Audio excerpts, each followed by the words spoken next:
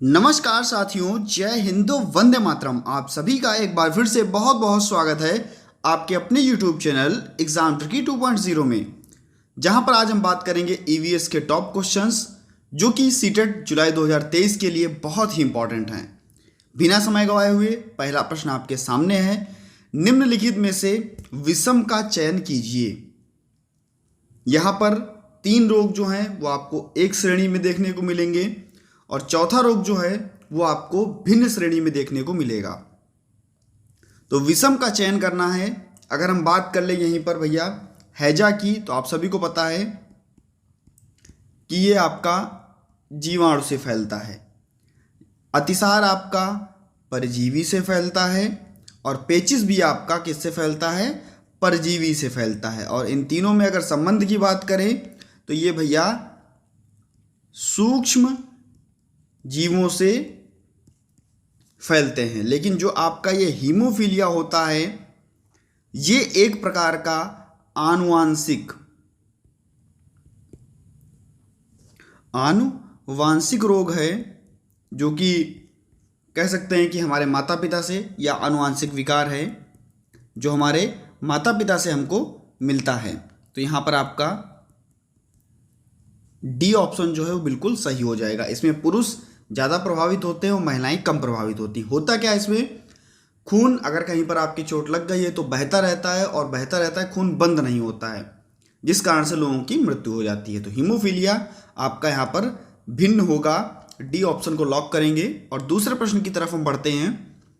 कह रहा है कि पहली रेड डाटा बुक किस वर्ष प्रकाशित हुई? रेड डाटा बुक भैया प्रकाशित कौन करता है? तो कहोगे भैया IUCN, ठीक है, international union of conservation for conservation of nature. इसकी स्थापना भैया कहाँ? 1948 में की गई थी। कहाँ पर भैया इसका मुख्यालय? ग्लैंड में। यह भी आपको पता होना चाहिए।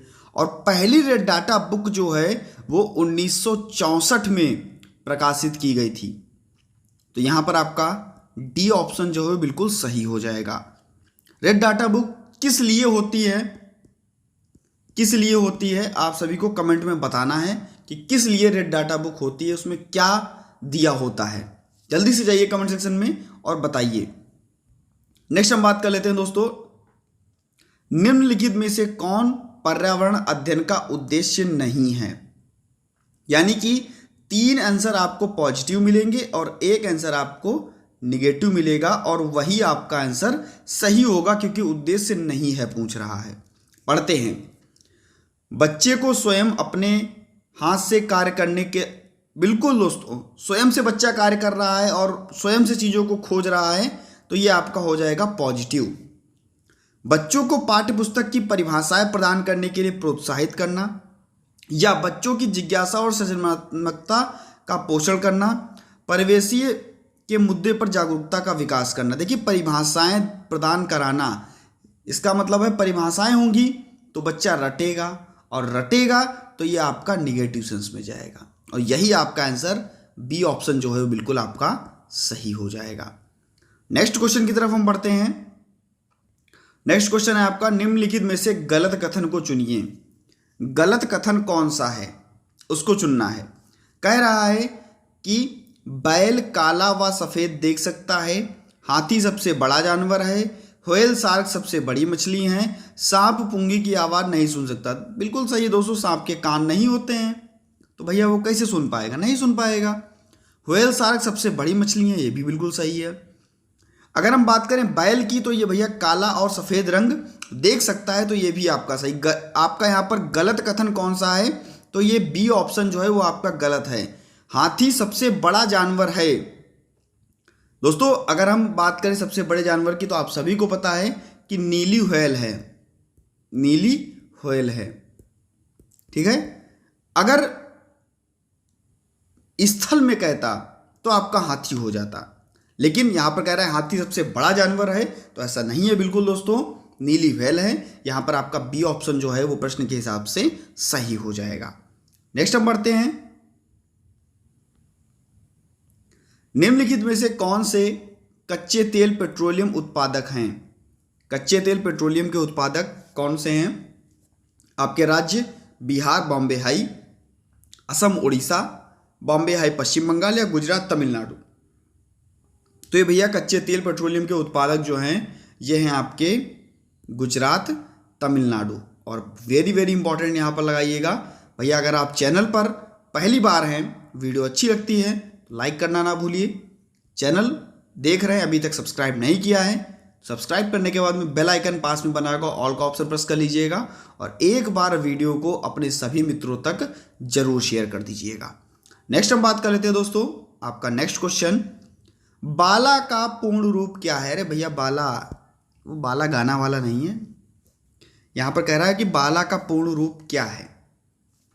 ब्रेल सहायता प्राप्त अधिगम आकलन, या मस्तिष्क सहायता प्राप्त अधिगम असाइनमेंट, अधिगम सहायता के रूप में ब्रेल, या अधिगम सहायता के रूप में बिल्डिंग। तो भैया बाला का पूर्ण रूप क्या होता है? अगर हम पहले इंग्लिश में बात कर लेते हैं, इसका पूर्ण रूप होता है building, building as learning aid, ये होता है इसका पूर्ण रूप। अगर हम हिंदी में बात कर लें, अधिगम सहायता के रूप में बिल्डिंग। ठीक है, आरटीए एक्ट 2009 के अंतर्गत ये आया था, तो आपका डी ऑप्शन जो है वो बिल्कुल सही हो जाएगा। बिल्डिंग एज लर्निंग एड, अधिगम सहायता के रूप में बिल्डिंग, डी ऑप्शन को हम यहाँ पर लॉक करेंगे और आगे बढ़ेंगे। और ये प्रश्न आपका आया हुआ प्रश्न है, वेरी वेरी इंपॉर्टेंट दोस्तों।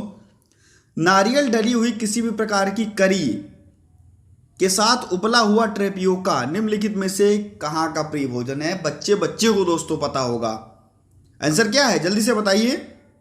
सी आंसर, यानी कि आपका केरल, केरल का भैया प्रिय भोजन है। और सबसे ज्यादा साक्षरता कहाँ की? केरल की, ये भी आपको पता होना चाहिए। नेक्स्ट अगर हम बात कर लेते हैं, पर्यावरण अध्ययन की अंतः विषय प्रकृति पर्यावरणीय मुद्दों द्वारा संबोधित करती है। सामाजिक विज्ञान और पर्यावरण शिक्षण की विषय वस्तु और पद्धति का प्रयोग, विज्ञान सामाजिक विज्ञान की विषय वस्तु और पद्धति का प्रयोग। देखिएगा बहुत हिसाब से इसको लगाइएगा, वेरी वेरी इंपॉर्टेंट है। और संभवतः आप सब मतलब ज़्यादा से ज़्यादा लोग इसको गलत करेंगे। विषय विज्ञान की विषय वस्तु और पद्धति का प्रयोग, या विज्ञान सामाजिक विज्ञान और पर्यावरण शिक्षा की विषय वस्तु और पद्धति का प्रयोग। देखिए आपका ये भी बिल्कुल पॉजिटिव है, ये भी आपका पॉजिटिव है, ये भी आपका पॉजिटिव और ये भी आपका पॉजिटिव। चारों के चारों आंसर आपके पॉजिटिव हैं। सभी में पद्धतियों का प्रयोग किया जा रहा है, विषय वस्तु का प्रयोग किया जा रहा है। लेकिन हमेशा पेडागॉजी ये कहती है कि जो सबसे बड़ा उत्तर होगा और सबसे सटीक उत्तर होगा, क्योंकि हम यहां पर पर्यावरण अध्ययन की बात कर रहे हैं तो पर्यावरण शिक्षा को भी हम जोड़ेंगे। तो विज्ञान सामाजिक विज्ञान और पर्यावरण शिक्षा की विषय वस्तु और पद्धति का प्रयोग, डी ऑप्शन को यहां पर लॉक करेंगे दोस्तों। और नेक्स्ट क्वेश्चन की तरफ हम बढ़ते हैं। नेक्स्ट क्वेश्चन है आपका सल्फर डाइऑक्साइड के प्रदूषक का जैविक सूचक। सल्फर डाइऑक्साइड के प्रदूषण का जैविक सूचक। देखिए अगर बात करें कि वायु प्रदूषण का, यानी कि SO2 के द्वारा वायु प्रदूषण का जो सूचक होता है वो कौन होता है? तो कहोगे सर ये तो बच्चे को पता है, ये होता है लाइकेन। लेकिन यहां पर लाइकेन ऑप्शन में नहीं दिया है आपका, आप बताइए। तो लाइकेन का एक छोटा रूप हम कह सकते हैं, एक छोटा सा पार्ट आपका काई। ए ऑप्शन को यहां पर लॉक करेंगे और आगे बढ़ते हैं। नेक्स्ट हम बात करते हैं, मानव के पेट में अमाशय रस की प्रकृति होती है, कैसी होती है? और वह भोजन के पाचन में सहायता करती है। कैसी होती है? क्षारीय, उभयधर्मी, उदासीन या अम्लीय? तो भैया अमाशय रस की प्रकृति कैसी होती है? ये होती है आपकी अम्लीय, जो भोजन के पाचन में सहायता करती है। डी ऑप्शन को लॉक करेंगे और आगे बढ़ते हैं। भारतीय जलीय निकायों में एक परेशानी घास के रूप में प्रदूषण निकालने के लिए एक जलीय पौधे को अमेरिका से पेश किया गया, इसका नाम क्या है? भैया प्रदूषण निकालने के लिए एक जलीय पौधा लाया गया, कहां से? अमेरिका से। उसका नाम पूछ रहा है, यहां पर सबको जलकुंभी नहीं लगानी है, उस पौधे का नाम पूछ रहा है, आतंक की बात नहीं कर रहा भैया, ठीक है? यहाँ पर उस पौधे का नाम पूछ रहा है जो कहाँ से लाया गया है, अमेरिका से लाया गया है, और किस लिए, जलीय प्रदूषण यानी कि प्रदूषण निकालने के लिए जल में। तो यहाँ पर AgO+, ये है आपका बी आंसर। अगर बात करता भैया क्या कि खतरा क्या है, तो खतरा है जलकुंभी, लेकिन अमेरिका से पेश किया गया, अमेरिका से लाया गया पौधा AgO+, आपको याद रखना है और बी ऑप्शन को यहाँ पर लॉक करना है। नेक्स्ट हम बढ़ते हैं दोस्तों। वन्यजीव संरक्षण के क्षेत्र में अदम्य साहस दिखाने वाले को कौन सा पुरस्कार दिया जाता है? वन्यजीव संरक्षण के क्षेत्र में इंदिरा गांधी पर्यावरण पुरस्कार, मेदिनी पर्यावरण योजना, अमृता देवी बिश्नोई पुरस्कार या पीताम्बरम पंत राष्ट्रीय पुरस्कार।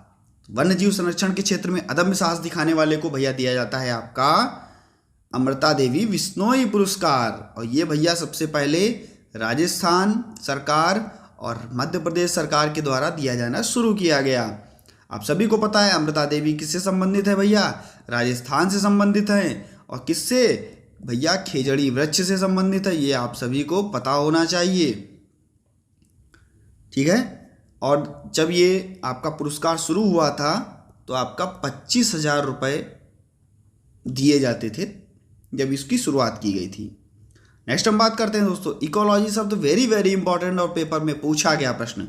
कभी कभी आपसे पूछ लेगा कि पारिस्थितिक क्या होता है, तो कभी कभी कह देगा पारिस्थितिकी तंत्र क्या होता है, और हम फंस जाते हैं, और फंस जाते हैं तो हमारा 1 नंबर चला जाता है। देख लेते हैं कि भैया आखिरकार पारिस्थितिकी क्या होता है। जब भी बात करेगा पारिस्थितिकी यानी कि इकोलॉजी की, जब भी बात करेगा पारिस्थितिकी यानी कि इकोलॉजी की, तो आपको क्या लगाना है? आपको लगाना है हैकल, अर्नेस्ट हैकल, ठीक है। और जब भी आपसे बात करेगा, कहेगा कि पारिस्थितिकी तंत्र क्या होता है, पारिस्थितिकी तंत्र क्या होता है, मतलब तंत्र किसने प्रतिपादित किया, तो तब आप क्या बताओगे? तब आप क्या बताओगे? जल्दी से बताइए, कमेंट सेक्शन में तुरंत बताइए। मान लीजिए अगर आपसे इकोलॉजी पूछता है तो आप क्या बताओगे? अर्नेस्ट हैकल।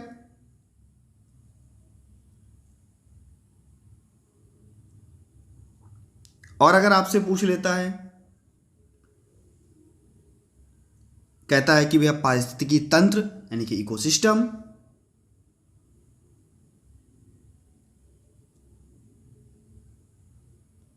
जल्दी से बताइए दोस्तों। देखिए कभी भी अगर आपसे पारिस्थितिकी पूछता है तो आप लगाओगे अर्नेस्ट हैकल यानी कि इकोलॉजी, और कभी भी अगर आपसे पूछता है कि पारिस्थितिकी तंत्र तो आप क्या लगाओगे? टांसले, ठीक है।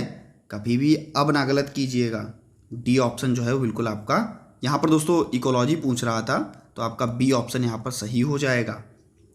आगे हम बढ़ते हैं नेक्स्ट क्वेश्चन की तरफ। समताप मंडल की ओजोन गैस की परत की मोटाई किस इकाई से नापी जाती है?